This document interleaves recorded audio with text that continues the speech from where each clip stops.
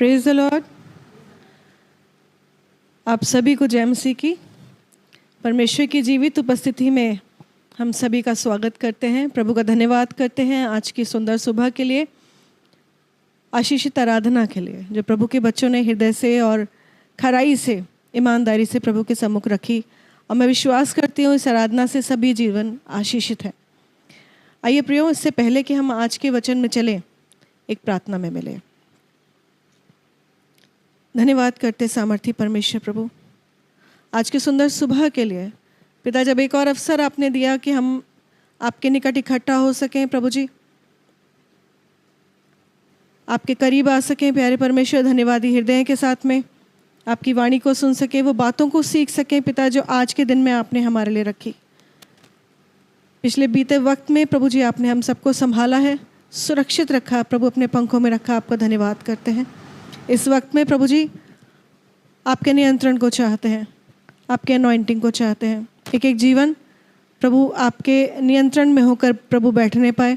एक एक के कानों को लॉर्ड आप ब्लेस करें प्यारे परमेश्वर, अनॉइंट करें, होने पाए परमेश्वर कि वो वचन जो आज आपने अपने लोगों के लिए रखा है प्रभु, एक एक के कानों पर जब पड़ता है तो कानों से होकर वो हृदय तक पहुंचने पाए और अपने बहुतायत के फलों से प्रभु एक एक के जीवन में आशीष का कारण बन जाए। अपने आप को आपके हाथों में सौंपती प्यारे प्रभु, प्रार्थना करती कि मेरी हर कमी को, हर बुराई को लॉर्ड अपने लहू से धोकर शुद्ध करें, मुझे पाक करें और प्रभु जी अनॉइंट करें कि आपके वचन को आपकी सामर्थ में होकर लोगों तक डिलीवर कर सकूं। इस प्रार्थना को अपने उद्धार करता प्रभु यीशु मसीह के सामर्थी और जलानी नाम से मांगते, आमीन।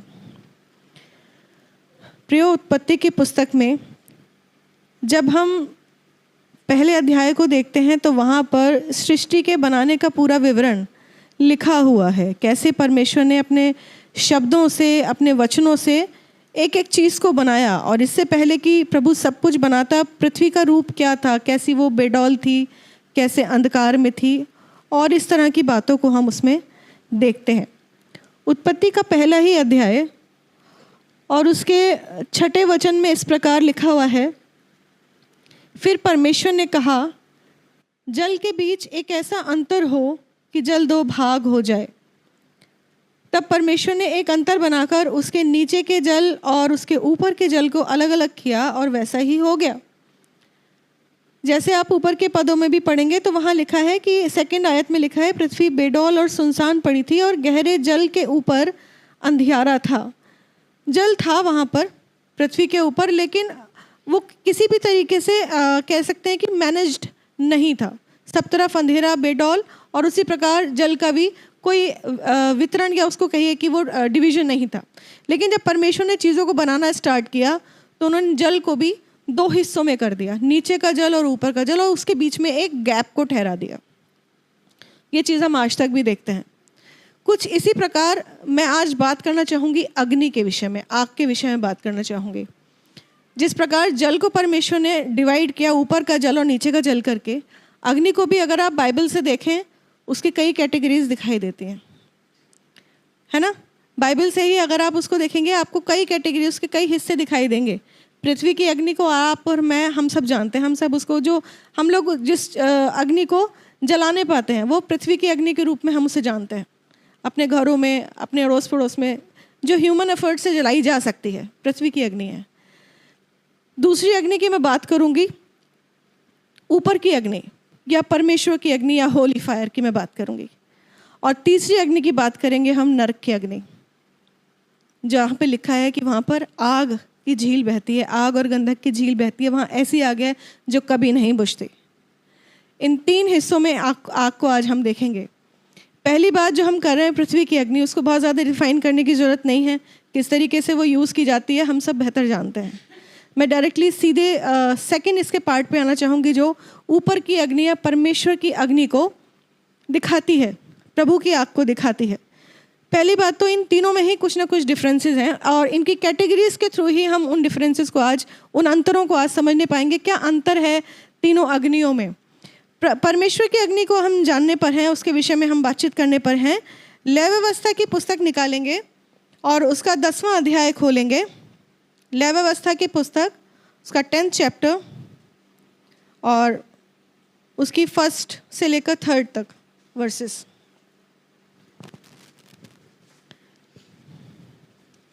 तब नादाब और अबीहू नामक हारून के 2 पुत्रों ने अपना अपना धूपदान लिया और उनमें आग भरी और उसमें धूप डालकर उस ऊपरी आग को, जिसकी आज्ञा यहोवा ने नहीं दी थी, यहोवा के सम्मुख अर्पित किया। तब यहोवा के सम्मुख से आग निकली और उन दोनों को भस्म कर दिया और वे यहोवा के सामने मर गए। यहाँ पर लिखा है तब नादाब और अबीहू, ये दोनों हारून के पुत्र हैं। ये उस समय की बात है प्रियो, जब मिलाप वाला तंबू बनाने का निर्देश परमेश्वर ने मूसा को दिया था और उस समय तक वो सारा काम पूरा कर चुका था। मिलाप वाला तंबू सब कुछ पूरा हो गया था और सारी चीज़ों का अभिषेक हो चुका था और उसमें अब सेवा, मंदिर की सेवा करने की स्टार्टिंग की समय की बात है। ये हारून जिसको महायाजक करके परमेश्वर ने रखा था, उसके पुत्र थे, 4 पुत्रों में से 2 पुत्र थे नादाब और अबीहू। इन्होंने क्या करा, इन्होंने याजकपन का काम करना स्टार्ट कर दिया, बिना आज्ञा के, बिना परमिशन के, बिना पूरी व्यवस्था को शायद जाने और अपनी ही इच्छा के अनुसार चीज़ों को ये करने लगे। यहाँ लिखा है तब नादाब और अबीहू नामक हारून के 2 पुत्रों ने अपना अपना धूपदान लिया और उसमें आग भरी और उसमें धूप डालकर उस ऊपरी आग की, जिसकी आज्ञा यहोवा ने नहीं दी थी, यहोवा के सम्मुख आरती दी या सम्मुख उसको अर्पित किया। जो धूपदानों में आग देने की आज्ञा परमेश्वर की ओर से थी, वो याजकों के लिए था कि वेदी पर की जो आग है जो हमेशा जलती रहनी चाहिए। अगर लय व्यवस्था का उसका 6 अध्याय और 13वें वचन को आप पढ़ेंगे तो वहाँ लिखा हुआ है कि वेदी की आग कभी बुझने न पाए, वो हमेशा निरंतर जलती रहे। लय व्यवस्था 6 का 13 में ऐसा लिखा है कि परमेश्वर ने आज्ञा क्या दी थी, वेदी के ऊपर की आग कभी बुझने न पाए और वो निरंतर जलती रहे।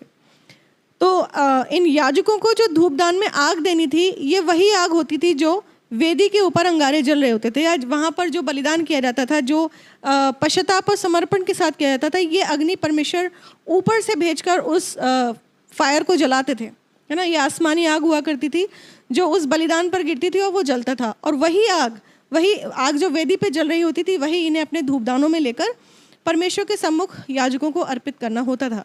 ऐसी ही व्यवस्था इनके लिए परमेश्वर ने दी थी।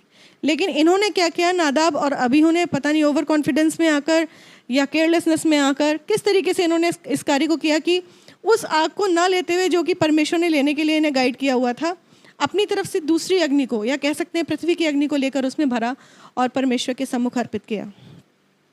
यहाँ पर इनकी अनाज्ञाकारिता दिखती है ना। दोनों आगों में हमें डिफरेंस भी दिखाई देता है कि परमेश्वर के सम्मुख वो अग्नि जो वेदी पर जल रही है और जो आसमान से उतरी है, वो पवित्र अग्नि करके संबोधित की गई है, उसको पवित्र अग्नि करके ठहराया गया है और उसी की यहाँ पर चर्चा भी की जा रही है। अब फाइनली हुआ क्या, ये दोनों ही मर जाते हैं। वहाँ पर लिखा है तब यहोवा के सम्मुख से आग निकलकर उन दोनों को उसने भस्म कर दिया और वो दोनों यहोवा के सम्मुख मर जाते हैं। परमेश्वर की अग्नि का पहला उदाहरण मैं यहाँ पर ले रही हूँ। दूसरी जगह हम देखते हैं निर्गमन की पुस्तक, जब उसका 3rd चैप्टर देखते हैं 1 से 6 तक, जब हम इसे पढ़ते हैं, हमने बहुत बार इसे पढ़ा है।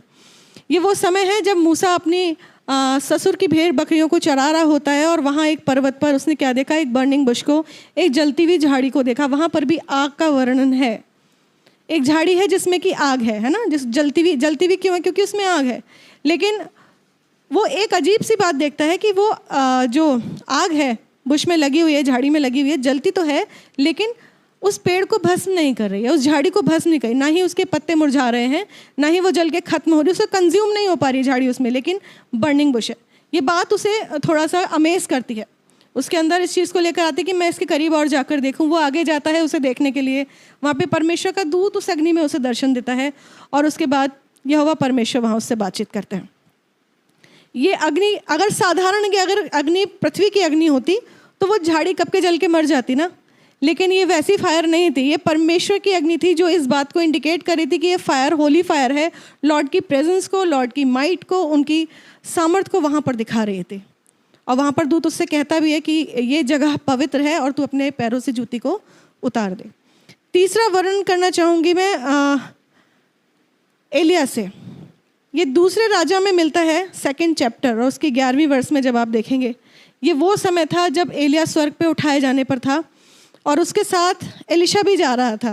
एलिया लगातार उसे वापस लौटने के लिए कह रहा था, लेकिन एलीशा उसके साथ साथ जाता रहा और तब तक जाता रहा जब तक कि उसके सामने देखते देखते एलिया को ऊपर उठा नहीं लिया गया। वहाँ पे हम पढ़ेंगे दूसरा राजा उसका 2 चैप्टर उसकी 11th वर्स को। वे चलते चलते बातें कर रहे थे कि अचानक एक अग्नि में रथ और अग्नि में घोड़ों ने उनको अलग अलग किया और एलिया बवंडर में होकर स्वर्ग पर चढ़ गया। वो दोनों साथ साथ जा रहे थे और बातें करते हुए जा रहे थे। वो दोनों कौन कौन है? एलिया है और एलीशा है। बातें करते हुए आगे जा रहे हैं, तब अचानक से क्या हुआ, उनको सेपरेट किस चीज़ से किया गया? किस चीज़ से वो दोनों के बीच में अंतर आया? अग्नि में रथ और अग्नि में घोड़े उनके मध्य में आ जाते हैं। ये कैसा रथ था और कैसे घोड़े थे? जो अग्नि में थे लेकिन जल नहीं रहे थे और उनके बीच में आ जाते हैं। और उसके बाद क्या होता है? ये एलिया बवंडर में होकर स्वर्ग पर उठा लिया जाता है। ये अग्निमय रथ और घोड़े ये परमेश्वर की प्रेजेंस को, उसकी माइट को दिखाते हैं प्रियो, उसकी होलीनेस को दिखाते हैं, जो कि स्वर्गीय आग की बातें नहीं हो रही यहाँ पर। यहाँ परमेश्वर ने अपने रथों अपने घोड़ों को एलिया को बुलाने के लिए वहाँ पर भेज दिया है। और एक जगह से बात करूँगी जहाँ एलिया ही बलिदान चढ़ाता है, जहाँ बाल के नबी थे 450 नबी। आप सबको ये विवरण अच्छे तरीके से पता है और कैसे वो दोनों लोग अपने अपने बलिदानों को चढ़ाते हैं और अपने अपने ईस्ट को बुलाते हैं। लेकिन बाल के नबी सुबह से शाम तक चिल्लाते रहे, कूदते रहे, अपने तरीक़ों से वो अपनी प्रार्थनाओं को, अपनी उपासनाओं को करते रहे, लेकिन उनका जो बलिदान था वो ग्रहण नहीं हुआ। और जब एलिया अपने बलिदान को रखता है, हृदय की सच्चाई से रखता है और सच्चे परमेश्वर के सम्मुख रखता है, तब आकाश से उनके बीच में शर्त ये रखी थी कि आकाश से आग आएगी और जिसका बलिदान जल जाएगा वही सच्चा परमेश्वर करके ठहरेगा। परमेश्वर की ओर से आकाश से आग उतरती है और वो सारा का सारा बलिदान, इवन वहाँ का जो पानी था वो सब कुछ सूख जाता है, वो जल जाता है। इस तरह से बाइबल में कई जगह परमेश्वर की अग्नि की या ऊपर की अग्नि का विवरण हम पढ़ते हैं। निर्गमन में भी जब वो लोग वहाँ से निकल कर आ जाते हैं और जंगल में आके अपने डेरे खड़े कर लेते हैं, मिस्र की गुलामी से निकल कर आते हैं, जंगल में आकर इजराइली अपने डेरे खड़े करते हैं, तब परमेश्वर मूसा को बुलाता है अपने पर्वत के पास कि तू मेरे पास आ और लोगों को देखते देखते मैं तुझसे बातचीत करूँगा ताकि ये लोग तेरा भय मानेंगे, ये जाने कि जो कुछ तू कह रहा है वो मैं तुझसे करवा रहा हूँ, तुझ पर ये किसी तरह का डाउट ना करें बल्कि विश्वास करें।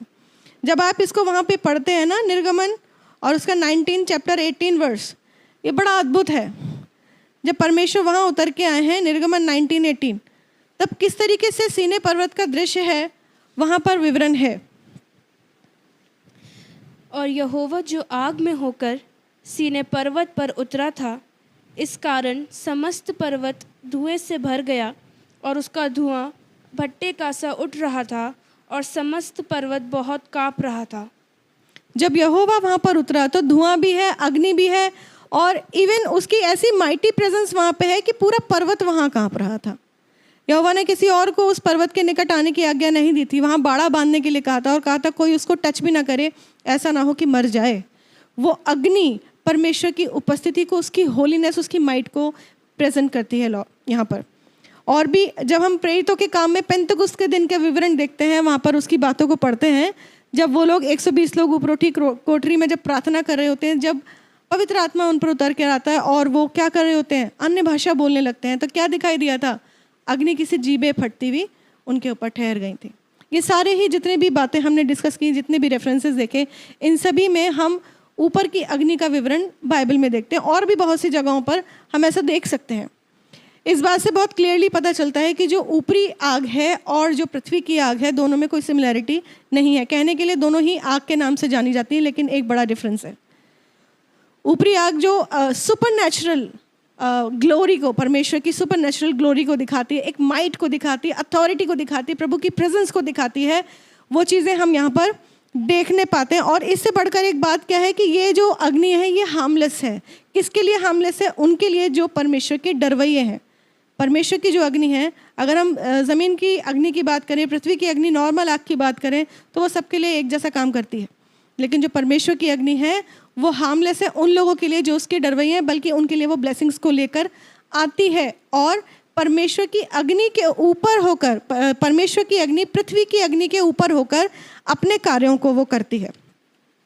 इसी क्रम में आगे और भी कुछ बातों को देखेंगे। जो थर्ड पॉइंट था वो हमारा था नरक की अग्नि।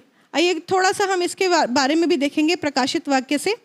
प्रकाशित वाक्य उसका 20th चैप्टर, 20वां अध्याय, 14 और 15।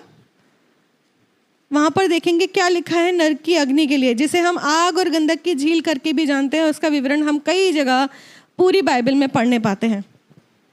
प्रकाशित वाक्य उसका 20, 14, 15। मृत्यु और अधोलोक आग की झील में डाले गए। ये आग की झील दूसरी मृत्यु है, और जिस किसी का नाम जीवन की पुस्तक में लिखा हुआ ना मिला, वे आग की झील में डाला गया। मृत्यु और अधोलोक आग की झील में डाले गए। आग की झील जो कि दूसरी मृत्यु है ना, आग की झील बोला गया है, इसे दूसरी मृत्यु बोला गया है। इसे वो आग, ये वो अग्नि है जो कभी कभी नहीं बुझेगी, जो वहाँ ये उन लोगों के लिए एक्चुअली पनिशमेंट करके रखी है, ठहराई गई है परमेश्वर ने। जो उद्धार रहित आत्माएं हैं उनके लिए ये हमेशा का दंड करके परमेश्वर ने ठहराया है। जो एक बार वहाँ पहुँचा वो अनंत काल उस पीड़ा में, उस तड़प में, उन कराहटों में रहता रहेगा। और तभी प्रभु नहीं चाहते कि कोई भी व्यक्ति नाश हो, कोई भी व्यक्ति उस दूसरी मृत्यु तक पहुँचे। इसके और भी अगर हम चैप्टर्स में जाएंगे प्रकाशित वाक्य में या पूरी बाइबल में अलग अलग देखेंगे तो इस आग की झील का विवरण वहाँ पर रखा गया है। ये एक ऐसा स्थान है प्रियो, जहाँ तकलीफ, जहाँ पीड़ा, जहाँ रोना कराना, दांतों का पीसना है, अंधकार है, बदबू है, सड़न है, बहुत सारी गवाहियाँ जो हम सुनते हैं इस विषय में। और सबसे बड़ी बात, वहाँ परमेश्वर की उपस्थिति नहीं है। ये 3 अग्नियों के विषय में हमने थोड़ा थोड़ा करके जाना कि किस तरह से परमेश्वर ने अग्नि में डिवीजन रखा है, पृथ्वी की अग्नि, पृथ्वी के ऊपर की अग्नि और पृथ्वी के नीचे की अग्नि। ठीक है, अगर हम बाइबल की दूसरी जगहों को हम पढ़ें, दूसरी जगहों पर हम देखें तो बाइबल ये कहती है कि परमेश्वर आग है। इब्रानियों का चैप्टर 12-29, इब्रानियों का 12वां चैप्टर उसकी 29वीं अध्याय कहती है परमेश्वर आग है। और इब्रानियों का ही चैप्टर, पहला चैप्टर और उसकी 7th वर्स में ऐसा लिखा है कि वह अपने सेवकों को धधकती आग बनाता है, फ्लेम्स ऑफ फायर बनाता है। किसको बनाता है? अपने सेवकों को बनाता है। परमेश्वर स्वयं भी आग है और जो उसकी सेवा करते हैं परमेश्वर उन्हें भी आग बनाता है। क्या मतलब है इस बात का? परमेश्वर खुद तो आग है ही, और जो उसकी सेवा करते हैं, जो उसके पीछे हृदय से चलते हैं, प्रभु उन्हें भी कन्वर्ट करता है, उन्हें भी आग में बदल देता है। परमेश्वर खुद भी पवित्र है और वो अपने डरवैयों को, अपने सेवा करने वालों को भी पवित्र बनाता है। बाइबल इस बात को कहती है। कैसे होता है लेकिन ये कैसे होता है? ये एक प्रोसेस है, ये प्रोसेस ऑफ ट्रांसफॉर्मेशन है ना, प्रोसेस ऑफ बदलाव का एक पूरी प्रक्रिया है जिसके थ्रू परमेश्वर ऐसा करता है। ये एक सेकंड में नहीं होता, बल्कि एक लंबा प्रोसेस है जिसमें परमेश्वर अपने डरवैयों को, या वो लोग जो परमेश्वर के सम्मुख अपने आप को समर्पित करते हैं, उन्हें वो अग्नि बनाता है या उन्हें वो पवित्र करता है। आइए निकालेंगे मेरे साथ मलाकी नबी की पुस्तक, उसका 3rd चैप्टर। मलाकी नबी की पुस्तक, उसका 3rd चैप्टर और 3rd वर्स।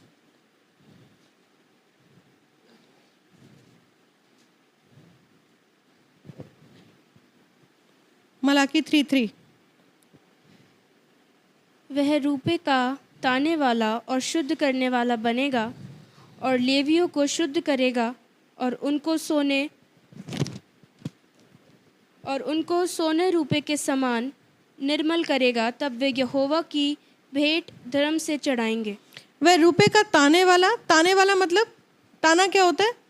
उसको मेल्ट करने वाला है ना, उसको पिघलाने वाला। रुपा क्या? उसका कॉइन ही हुआ ना, जैसे हमारे यहाँ कॉइन चलते हैं। वह रुपए का ताने वाला और शुद्ध करने वाला बनेगा। रुपा क्या होता है? प्रेशियस चीज़ होती है ना, जो करेंसी होती है वो हम सभी के लिए प्रेशियस होता है। उसको ताना वाला और शुद्ध करने वाला मतलब उसको मेल्ट करने वाला, उसको प्योरीफाई करने वाला बनेगा। कौन बनेगा? यहोवा। और उसके लिए प्रेशियस कौन है? आप और मैं। और आगे क्या लिखा है? लेवियों को शुद्ध करेगा और उनको सोने रुपए के नाई, सोने रुपए के समान निर्मल करेगा। तब वे यहोवा की भेंट धर्म से चढ़ाएंगे। यहोवा की भेंट तो शायद वो तब भी चढ़ाते होंगे। प्रभु चाहता है कि उसके लिए जो हम भेंट चढ़ाएं वो धर्म से चढ़ाएं, लेकिन धर्म से हम भेंट चढ़ा कब सकते हैं? जब हम खुद पवित्र हैं। प्रभु कहता है कि वो ही शुद्ध करेगा। किसे शुद्ध करेगा? वो जो उसके लिए प्रेशियस है। उसके लिए कौन प्रेशियस है? जो उसके नज़दीक जाते हैं, जो उसके करीब जाते हैं, जो उसकी सेवा करने का हृदय रखते हैं। लेकिन जो भी उनमें अशुद्धियाँ पाई जाती हैं, प्रभु कहता है मैं उन्हें शुद्ध कर दूंगा, ताकि वो उन भेंटों को जो वो मेरे निकट लेकर आते हैं वो सच्चाई से और धर्म से लेकर आ सकें। एक और जगह से हम इसी विषय में देखेंगे, यशायाह नबी की पुस्तक, उसका 48 चैप्टर और उसकी 10th वर्स। यशायाह नबी की पुस्तक उसका 48वां अध्याय और उसकी 10वीं आयत इस प्रकार कहती है, देख मैंने तुझे निर्मल तो किया, परंतु चांदी की नाई नहीं, मैंने दुख की भट्टी में परख कर तुझे चुन लिया है। प्रभु कहता है, यहाँ भी निर्मल करने की बात है। यहोवा परमेश्वर कहते हैं, देख मैंने तुझे निर्मल तो किया, लेकिन चांदी की नाई नहीं किया, सोने की नाई मैंने तुझे निर्मल। जैसे सोने को निर्मल किया जाता है, उसको निर्मल करना मतलब उसको प्योरीफाई करना, उसको शुद्ध करना, उसी तरह मैंने भी तुझे परख कर चुन लिया है। किस में परखा है? दुख की भट्टी में। जैसे सोने को पिघला कर उसको प्योरीफाई किया जाता है, उसी तरह मैंने भी तुझे उस अग्नि में, जो दुख की अग्नि है, उसमें परख कर तुझे चुन लिया है। कब चुना है? पहले तुझे प्योरीफाई किया है, फिर मैंने तुझे चुना है, प्रभु कहते हैं। कल जब मैं इसी मैसेज की तैयारी में थी, तो जब ये वर्स मेरे सामने आई, मैं देखने लगी कि सोना किस तरह प्योरीफाई किया जाता है, और सच में मैं अमेज्ड हो गई उस पूरे प्रोसेस को देखकर। एक पूरा वीडियो मैंने इससे रिलेटेड देखा, उसमें दिखा रहे थे वो कैसे वो सोना जो रॉ फॉर्म में होता है, अपनी उस फॉर्म में होता है, जैसे खानों से सोना निकाला जाता है। मुझे लगता है आप सब इस विषय में जानते हैं। खाने होती है ना, जैसे कोयले की खान, उसी तरह सोने की भी खान होती है जिसमें से वो निकाला जाता है। और जिस फॉर्म में वो खानों से निकाला जाता है, जिस रूप में वो निकलता है, उसमें वो बड़ा ही गंदा दिखाई देता है। जब वो सबसे पहले उस रॉ गोल्ड को दिखा रहे थे, वो किसी भी एंगल से मैं तो उसे नहीं कह सकती थी कि गोल्ड है।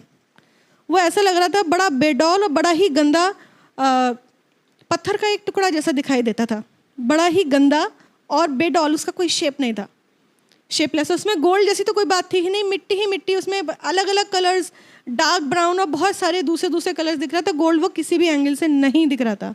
लेकिन जो पारखी नज़रें हैं, जो जांचने वाली आंखें हैं, वो उस गंदे और बेडौल पत्थर में भी प्योर गोल्ड को देखने पाईं। और जब वो उसके हाथों में आ गया, जो कि उसे प्योर कर सकता है, जो कि उसके अंदर सोने को देख सकता है, जब वो उसके हाथों में आ गया, तब उसने उसके ऊपर काम करना शुरू किया। और वो काम तब तक चलता रहा जब तक कि उसमें से 24 कैरेट गोल्ड उसने बना नहीं लिया। तब तक वो काम चलता रहा। सबसे पहले उसने क्या किया पता है? जो इस प्रोसेस की शुरुआत हुई, वो शुरुआत ही भट्टी से हुई। सबसे पहले उस पत्थर को उसने पिघलाया अग्नि में रखकर। क्या ही टेम्परेचर होगा जो वो पत्थर पिघल गया होगा। कितने सारे उसमें और दूसरे भी मेटल्स मिक्स होंगे, बहुत सारी डर्ट भी होगी, बहुत सारी गंदगी भी होगी। उसे पिघला दिया गया, पूरा उसको लिक्विड फॉर्म में कर दिया गया, और बाद में फिर उसको ठंडे पानी में डाला गया, उसके क्रिस्टल बना लिए गए। और ये प्रोसेस पता नहीं कितनी बार रिपीट किया गया। फिर क्रिस्टल को फिर पिघलाया और फिर क्रिस्टल बनाए, फिर पिघलाया फिर क्रिस्टल बनाए। और सबसे अच्छी बात क्या थी? हर एक स्टेप के बाद जो गोल्ड था ना, उसकी शाइन बढ़ती जा रही थी। हर एक स्टेप के बाद पता नहीं कितनी बार वो उस आग में से होकर गया, कितनी बार वो पिघलाया गया, गर्माहट को उसने झेला, फिर पानी में डाला, फिर क्रिस्टल बना। और एक टाइम आया जब वो क्रिस्टल्स हाथ में आ गए, फिर उनको बॉइलिंग वाटर में डाला, पानी के साथ उबाला गया, बहुत सारे एसिड्स, जो डेंजरस एसिड्स थे ना, उनका मिक्सचर बना के फिर उनको रखा गया। उसमें बहुत सारी केमिकल रिएक्शंस हुई, वहाँ पर भी बहुत ज़्यादा हीट डेवलप हो गई थी, जैसे कि वो लोग बता रहे थे। ये सब चलता रहा प्रियो। और उसके बाद फिर उसमें दूसरे और भी केमिकल्स डाले गए। मतलब एक टफ प्रोसेस था, पूरा का पूरा जो प्रोसेस था एक टफ प्रोसेस था, एक लेंदी प्रोसेस था, एक डेंजरस प्रोसेस था। इसमें बड़ी भयंकर और गर्मी पैदा करने वाली केमिकल रिएक्शंस वहाँ पर हो रही थी। लेकिन अच्छी बात यह है कि जब ये पूरा प्रोसेस खत्म हुआ, अब प्रोसेस के लास्ट में भी क्या हुआ, जब फाइनली प्योर गोल्ड के क्रिस्टल्स उनके हाथ में आ गए, तो एक बार फिर से उन्होंने उसे अग्नि में डाला, फिर से उन्होंने उसे भट्टे में डाला और उसको पिघला दिया। जब लास्ट में क्रिस्टल आ गए, प्योर गोल्ड 24 कैरेट गोल्ड के क्रिस्टल उनके पास आ गए, टुकड़े आ गए छोटे छोटे, उनको फिर से उन्होंने आग में डालकर पिघलाया। और उसके बाद जब प्रोसेस का एंड होता है, तो आता है 24 कैरेट गोल्ड, जो पूरी तरीके से शुद्ध हो चुका था और बहुत सुंदर दिखाई देता था। उसकी एक बहुत सुंदर शेप हो चुकी थी। स्टार्टिंग में क्या था, उनके हाथों में एक बड़ा गंदा और शेपलेस पत्थर था, लेकिन इस प्रोसेस के बाद उनके हाथ में आया बहुत ही खूबसूरत और बिल्कुल pure 24 carat gold, 24 carat gold, और बहुत ही सुंदर शेप का वो दिखाई देता था। उसको अपनी शेप में, जिस शेप में वो चाहते थे, उसमें वो ढाल सकते थे। प्रियो, जैसा कि अभी हम यशायाह 48:10 में देख रहे थे, वहाँ लिखा था, तुझे मैंने दुख की भट्टी में परख कर चुन लिया है। बाइबल कहती है दुख भी एक भट्टी, एक फर्नेस के समान है। जैसे सोना उस भट्टी में डील किया जा रहा था, उसी प्रकार प्रभु के जो प्रेशियस लोग हैं, जिसे वो सोने और रुपये से, अभी हम देख रहे थे मलाकी में लिखा था, कंपेयर करता है, जो कीमती चीज़ें आप और मैं, दुख की भट्टी में हमें डाला जाता है। और किस लिए डाला जाता है? जिससे कि हम क्या हो सके, निर्मल हो सके।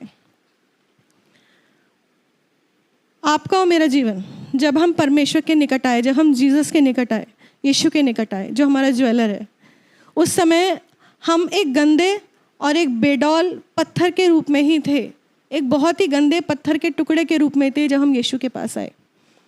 और जिस घड़ी हमने समर्पण कर दिया ना उस ज्वेलर को अपने हाथों, उसके हाथों में पहुंचकर जब हमने ज्वेलर को समर्पित कर दिया, आप ये समझिए कि हमारा जो प्योरिफिकेशन का प्रोसेस है उस घड़ी से वो स्टार्ट हो गया, उस घड़ी ही से वो स्टार्ट हो गया। और ये प्रोसेस तब तक चलता रहेगा जब तक कि 24 कैरेट गोल्ड आ नहीं जाएगा। वो 24 कैरेट क्या लिखा है, परमेश्वर स्वयं आग है और अपने सेवकों को आग बनाता है। जब तक कि वो अपने समान आपको अग्नि में कन्वर्ट नहीं कर देगा, जब तक कि यीशु के स्वरूप में आप बदल नहीं जाएंगे, ये प्योरिफिकेशन का प्रोसेस चलता रहेगा, जो लेंदी है, जो टफ है, जो बहुत डेंजरस है। लेकिन सबसे अच्छी बात क्या है कि इसमें जो आपका प्योर करने वाला है, आप उसी के हाथों में हैं लगातार, क्योंकि वही आपके ऊपर काम कर रहा है, क्योंकि वही है जो आपको प्योरीफाई कर रहा है, क्योंकि वो खुद ही आग है। ये कहता है, दुख रूपी भट्टी आप बेहतर जानते हैं, जो व्यक्ति मसीही कहलाता है, जिसने यीशु मसीह को अपना उद्धारकर्ता करके ग्रहण कर लिया है, दुख और उसका जीवन एक दूसरे के पर्याय बन जाते हैं कई बार, है ना। वो दुख कई बार हमारे परिवारों से आ सकता है, कई बार कलीसियाओं से आ सकता है, कई बार अड़ोस पड़ोस से आ सकता है, हमारे वर्किंग प्लेस से आ सकता है, या बहुत सारी दूसरी तरफ से भी आ सकता है। ये वो भट्टी है जिसमें परमेश्वर आपको ताता है, आपको परखता है, आपको चुनता है। इसको भट्टी के रूप में देख सकते हैं, इसको आप एक ऐसे रास्ते के रूप में देख सकते हैं जिस पे अंगारे भरे हुए हैं और आप उस पर चल रहे हैं नंगे पैर, है ना। आपका जीवन का रास्ता ऐसा हो जाता है, मसीही जीवन का रास्ता, जिसने मसीह को ग्रहण कर लिया है। क्योंकि आप जब मसीह में आ जाते हैं, जब आप विश्वास में हो जाते हैं, तो आपके लिए ज़रूरी है कि आप विश्वास में भी बने रहें और आज्ञाओं में भी बने रहें। आज्ञाओं में और विश्वास में जब बढ़ते हैं और उन ट्रायल्स में बने रहते हैं, तब एक आपका लाइफ जो है ना अंगारों की राह जैसा बन जाता है। लेकिन अच्छी बात यह है कि परमेश्वर आपका हाथ थामकर उस राह पर लगातार आपके साथ चल रहा है, आपके उस प्योरिफिकेशन के प्रोसेस में लगातार आपके साथ चल रहा है। उसकी पारखी आंखें आपके अंदर के जो गोल्ड है ना, जो दिखाई नहीं दे रहा अभी, जो गंदे पत्थर के अंदर दिखाई नहीं दे रहा, आपके हृदय के गोल्ड पर लगातार उसकी आंखें हैं। वो क्योंकि वही है ज्वेलर आपको बनाने वाला, और वो पहचान सकता है आपकी प्योरिटी को, उसी को वापस वो प्योर कर सकता है। कुछ विजन्स मैं शेयर करना चाहती हूँ आज। 2 विजन्स मैं आपके साथ शेयर करूँगी जो इन्हीं बातों से रिलेटेड है, और उन्हीं विजन्स के चलते आज ये मैसेज आप तक पहुँचाया जा रहा है। पहला विजन, एक व्यक्ति, एक स्त्री कह सकती हूँ मैं, जो यीशु मसीह के साथ चल रही थी उसका हाथ थामकर, और उनके सामने थी आग की दीवारें, यस, वॉल्स ऑफ फायर, और एक के बाद एक कुछ गैप पे वो रेगुलर इंटरवल्स पे वो दीवारें खड़ी हुई थी लगातार, कुछ यहाँ पर ऐसे करके वो दीवारें खड़ी हुई थी। यीशु मसीह हाथ पकड़कर उस महिला का जा रहे थे। जैसे जैसे वो आग की वॉल्स को वो क्रॉस करते जा रहे थे, वो लेडी को, उसका डिस्क्रिप्शन देखने लायक है, उसमें चेंजेस आते जा रहे थे। स्टार्टिंग की वॉल्स को जब वो क्रॉस करी थी, वो जितने भी बंधन और डोरियां उसके हाथ से, उसकी बॉडी से टूटते हुए गिरते हुए देखा गया।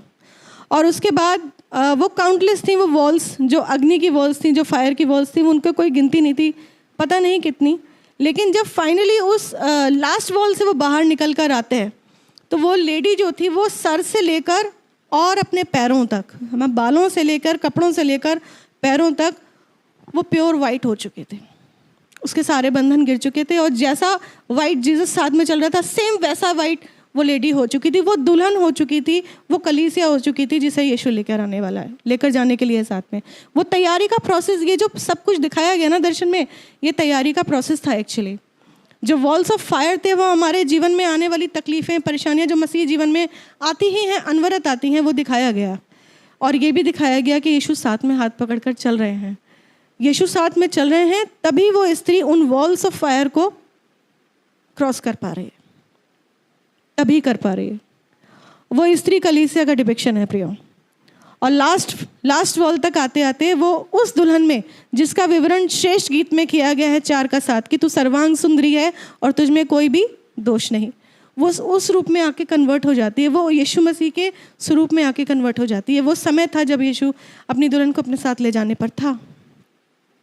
एक और दर्शन, वहाँ पर भी एक व्यक्ति, एक ऐसी रोड देखी गई जिसके ऊपर बहुत अंगारे थे, जिसकी अभी मैं बात कर रही थी कुछ समय पहले कि हमारा जीवन ऐसा हो जाता है, एक ऐसी सड़क की तरह हो जाता है जिस पर अंगारे भरे हैं और उस पर हम पैदल चल रहे होते हैं। एक ऐसी सड़क थी, एक ऐसा रास्ता था जिस पर अंगारे थे, सुलगते हुए अंगारे, बुझे हुए नहीं थे, सुलगते हुए अंगारे, जिसमें कहीं कहीं रेड फायर्स कहीं कहीं दिखाई दे रही थी ना, जलती हुई। उस पर वो व्यक्ति नंगे पैरों चल रहा था। लेकिन वहाँ पर भी उन अंगारों पर यीशु मसीह साथ में चल रहे थे, वहाँ पर भी चल रहे थे। और क्योंकि यीशु मसीह साथ में थे इसीलिए वह व्यक्ति उन अंगारों पे चल पा रहा था। ये एक देखने योग्य बात है।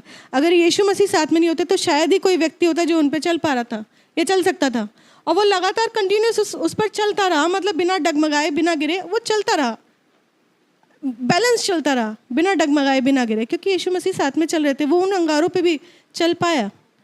और कुछ महीनों बाद एक बार फिर से इस दर्शन को रिपीटेडली देखा गया ना, फिर से वैसे मेमोराइज होता रहा, लेकिन फिर से इस दर्शन को रिपीटेडली देखा गया। और फिर क्या देखा, इसमें कुछ ऐड ऑन करके परमेश्वर ने दिया कि वो जब उस अग्नि में रास्ते में उस अंगारों के ऊपर जब वो चलता रहा तो फाइनली एक ऐसा भी स्टेप आया कि वो जो रास्ता जो अंगारों से भरा हुआ था, वो आगे का उसका जो अगला रास्ता था, वो क्या जॉइनिंग थी बीच में, वो मैं बहुत ज़्यादा क्लियर नहीं बता पाऊंगी क्योंकि वो मुझे बहुत ज़्यादा क्लियर नहीं पता।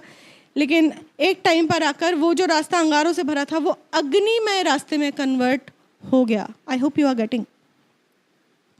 एक रास्ता जो अंगारों से भरा हुआ था, जब वो व्यक्ति उस पर चलता रहा यीशु मसीह के साथ हाथ पकड़कर, एक समय के बाद वो रास्ता चेंज हो गया। रास्ता कनेक्टेड है, दोनों जुड़े हुए, बीच में कोई गैप नहीं है, और वो जाकर अग्निमय रास्ते में कन्वर्ट हो गया। वहां पर भी यीशु हाथ पकड़कर उसको हेवन में लेकर जाते हैं। क्या अर्थ है ये पूरा प्रोसेस, ये आग का रास्ता, ये आग की दीवारें, प्रभु का साथ चलना, और वो अंगारों की रास्तों का चेंज होकर अग्निमय रास्ते में बदल जाना। वो अग्निमय रथ याद आए उस समय, अग्निमय घोड़े याद आए जो स्वर्ग की बात करते हैं, है ना, जो हेवन से भेजे गए थे। तो वो जो अग्निमय रास्ता था वो हेवनली वे है, जो परमेश्वर के घर तक जाने का रास्ता है। जब आप जीवन के इस रास्ते पर जो अंगारों से भरा है, जो आग से भरा है, जो पीड़ा और कष्ट का है, जो दुख का है, आप उस पे बैलेंस्ड चलते रहते हैं, यीशु मसीह का हाथ थाम कर चलते रहते हैं, बिना पीछे हुए, बिना रास्ता बदले, बिना गिरे, बिना डगमगाए जब चलते रहते हैं, तो ये रास्ता जाते जाते आगे जाते जाते आपको प्योरीफाई करता जाता है और आपके इटर्नल होम के रास्ते में जाकर जुड़ जाता है। ये सारी बातें हिम्मत बढ़ाने के लिए हैं, ये सारी बातें हमें तैयारी देने के लिए हैं, क्योंकि हम सबके रास्तों में कुछ ना कुछ, किसी न किसी प्रकार के दुख, परेशानियां, विपदाएं, अंगारे, भट्टी के रूप में हम कई बार महसूस करते हैं। लेकिन ये बात हमेशा जान रखें कि परमेश्वर की उपस्थिति हमेशा आपके साथ है, आपके ज्वेलर के रूप में, आपको थामने वाले के रूप में, आपके पारखी ज्वेलर के रूप में, और आपको प्योरीफाई करने वाले के रूप में। वो खुद आग है और आपको आग में कन्वर्ट कर रहा है। इसमें विशेष बात क्या है, आप इस पृथ्वी की आग को तभी बर्दाश्त कर सकते हैं जब वो हेवनली फायर आपके साथ है। जैसे शद्रक, मेशक और अबेदनगो आग की भट्टी में डाला गया था ना उन्हें, वो उस फायर को तभी झेल पाए जब हेवनली फायर उनके साथ उस फायर में मौजूद थी। उसी प्रकार आज हम लोग भी अपने जीवन की आग को तभी हम उसको उसमें अपने आप को बैलेंस रख सकते हैं जब वो हेवनली फायर हमारे साथ है और हमें स्ट्रेंथन करती है, हमें हियाव देती है कि वो हमेशा हमारे साथ है और साथ नहीं छोड़ेगी। पहली बात तो ये, और दूसरी बात ये कि वो हेवनली फायर भी हमारे साथ तभी तक है जब तक हमारा रास्ता वही है और हम उस रास्ते को बदल नहीं रहे। वो ज़मीन की अग्नि और वो आसमान की अग्नि एक तरीके से कॉम्बिनेशन पैक है जो एक साथ आएगा। अगर आपने उस रास्ते को चुना है जो मसीह का रास्ता है, तो मसीह उसमें आपके साथ है हमेशा, और वो आगे आपको स्वर्गीय रास्ते पर लेकर जाएगा। लेकिन अगर आप डर कर, अगर आप निराश होकर, अगर आप होपलेस होकर, अगर आप डाइवर्ट होकर किसी भी तरीके से अपना रास्ता बदलते हैं, तो यीशु इस बात की गारंटी नहीं देता कि वो आपके साथ हर रास्ते में खड़ा है, क्योंकि मार्ग, सत्य और जीवन यीशु ही है। उसने एक मार्ग डिसाइड किया है अपने लोगों के लिए, उसने एक मार्ग, एक रास्ता, एक द्वार खोल के रखा है अनंत जीवन में जाने के लिए। बेशक उस पर परेशानियाँ, उस पर दुख, तकलीफ, अंगारे, आग हो सकती है, लेकिन प्रभु उस पर आपके साथ हमेशा हमेशा बना हुआ है, हमेशा आपको प्योर करने के लिए और वहाँ पर ले जाने के लिए। अच्छी बात यह है कि जितना ज़्यादा आप उस रास्ते पर चल रहे हैं ना, अग्निमय रास्ते पर, आप हर एक स्टेप के बाद प्योरीफाई होते जा रहे हैं, हर एक स्टेप के बाद पहले से ज़्यादा निखरते चले जा रहे हैं, हर एक स्टेप के बाद पहले से ज़्यादा परमेश्वर के और करीब आते चले जा रहे हैं। एक जगह से और देखेंगे, लास्ट इसका वर्स पढ़कर एंड करेंगे। फिर फिलिपियों का पहला चैप्टर, फिलिपियों की पत्री और उसका पहला अध्याय, 6th वर्स। मुझे इस बात का भरोसा है कि जिसने तुम में अच्छा काम आरंभ किया है वही उस यीशु मसीह के दिन तक पूरा करेगा। यहाँ पर फिलिपियो कहते हैं कि मुझे इस बात का भरोसा है कि जिसने तुम में अच्छा काम आरंभ किया है वही उसे यीशु मसीह के दिन तक पूरा करेगा। वो पवित्र आत्मा जिसने आप में एक अच्छा कार्य आरंभ किया है। अच्छा कार्य क्या है? आपके प्योरिफिकेशन का कार्य जो आरंभ किया है, आपको तैयार करना, आपको दुल्हन के रूप में तैयार करना, मसीह राज के लिए, अनंत जीवन के लिए तैयार करना। जिसने आपके अंदर ये कार्य स्टार्ट किया है, प्रभु का वचन कहता है कि मुझे विश्वास है कि यीशु मसीह के दिन तक वो उसको आपके अंदर पूरा भी करेगा। होने पाए आज का वचन सबके जीवनों में आशीष को, प्योरिफिकेशन को, तैयारी को और हियाव को लेकर आए। आइए प्रार्थना करें। धन्यवाद करते सामर्थी परमेश्वर उत्तम बातों के लिए, प्रभु आपकी आशीष के लिए, आपकी उस अग्नि के लिए जिससे आपने हम सबको घेरा हुआ है। लॉर्ड प्रभु, आपका वचन जो हमें सिखाता है, होने पाए परमेश्वर हम उसे अपने दिलों में नक्श रखें। हम ये जानने पाएँ चाहे जीवन के रास्ते कैसे भी हैं, लेकिन आप हमारे साथ हैं। प्रभु अगर हमने आपके वचन को थामा है, हमने उस राह पर चलने के लिए निर्णय लिया है जो आपने हमारे लिए ठहराई है, प्रभु चाहे जैसी भी परिस्थितियाँ हों, चाहे जैसे भी आग या अंगारे हों, जो भी स्थितियाँ हों, लॉर्ड आप हमारे साथ हैं। आप हमें बल देते हैं कि हम उन विषम परिस्थितियों में भी बैलेंस्ड होकर आगे बढ़ने पाते हैं। आप हमें दिन ब दिन प्योर कर रहे हैं लॉर्ड, दिन ब दिन अपने स्वरूप में बदल रहे हैं। हम विश्वास करते हैं प्रभु कि वो दिन जब आप आएंगे हमें लेने, पवित्र आत्मा आप हम में से एक एक के जीवन में इस कार्य को तब तक पूरा कर चुके होंगे और उस बेदाग और बेजुर्री कलीसिया के रूप में, उस दुल्हन के रूप में जो सर्वांग सुंदर है, आप हमें तैयार कर चुके होंगे। इस प्रार्थना को अपने उद्धारकर्ता प्रभु यीशु मसीह के सामर्थी नाम से मांगते हैं, आमीन।